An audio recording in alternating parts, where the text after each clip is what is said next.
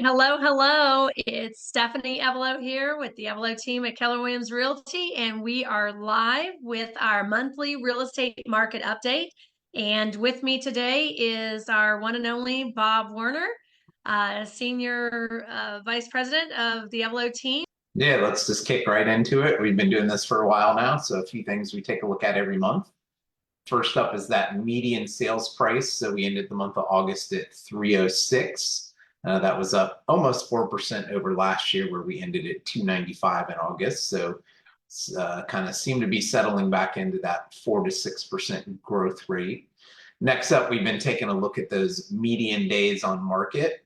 So it looks like a big number because it says up 50%, but that's just going from 8 to 12. But it is interesting to note that we're kind of inching back up, and there's a few other things that come into play that seem to be leading that to happen. That ever important month supply of inventory. So again, a balanced market is considered about a 4 to 5 month supply of inventory. It's been quite a while since we've been there, but we did end the month of August at 1.9%, which was up a little over 30% from last year. And then the last one in this batch that we take a look at is that percent of list price received on average. So obviously there's still homes selling over list price, homes selling below list price, some selling at list price, but on average for our market, we ended August at 98.3% on average. Yeah, and I think that's an important one for both buyers and sellers to take a look at, right? So when pricing your home to sell and on for a buyer looking at negotiating, right? So Yeah. it's all relative, right? Depending on where they start at. So what additional items have you been following to track with this shifting market conditions? Yeah, so as things kind of started to ebb and flow, we started taking a look at a few more things. The first one on that kind of secondary list is the active inventory.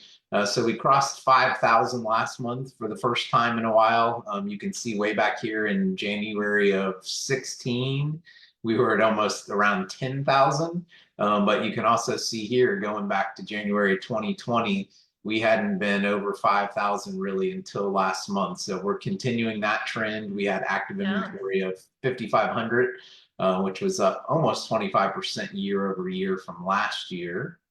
And then closed sales, part of the reason for that active inventory and longer days on market generally means closed sales goes down a little bit. So we ended the month of August at a little over 2,900 units sold, which was down about 6% year over year. And then we look at the number of new listings, actually pretty flat to where we were in August of 2023 at 3,758. We had 3,765 last August. So really negligible difference there. Pretty remarkable that it's only 7 apart over a year difference. And then similar to that average list price received, what we started taking a look at was how many homes are still selling for over list price. So 17.5% of the transactions in our market for the month of August closed over list price. So again, relative, real estate is very relative and very hyper local, right? So a lot of things are going to determine those homes that sell for over list price, that sell for significantly over list price, those homes that might sell for list price, or those might sell under. But in general, we had nearly 18% close over list price, but that is down a full 10% over where we were last year when we were at 24.4. I'm sorry, down a full 28%. So some big changes there. Yeah, and I think that that's, again, very important for buyers to look at, right? As far as what they're offering and what they're able to get. So what about interest rates? What are the interest rates doing currently? Yep, so that's probably the biggest change with more changes coming. So if we kind of look back to this time last year, we'd actually crossed over 8%. We did kind of float back down to under 7 in December, January. Then we kind of went back above 7 for most of March, April, May. But we ended last week at 6.35%. That's actually down 0.38% from when we did this last month. And obviously down about 0.7 of a point from where we were just a couple months ago. So there's also a Federal Reserve meeting coming up. There's some expectation that they might lower the interest rate there. Again, that doesn't have a direct impact on mortgage interest rates, but it does have some impact. So there's a good chance that we might see mortgage interest rates continue to decrease. Probably nothing significant, but obviously buying power from where we were at this time last year to where we are today, that's more than a point and a half difference. So that's very significant. Yeah, we're all hoping it continues trending down, right? Yeah. So any final thoughts? Any final thoughts about the state of the market? Yeah, I always try to Anyway, find something. I'm just going to keep today's final thought on the theme of interest rates, right? And this is just a fun little kind of fact that I found in here. In 1971, the average interest rate was 7.33%, which was kind of high for that time.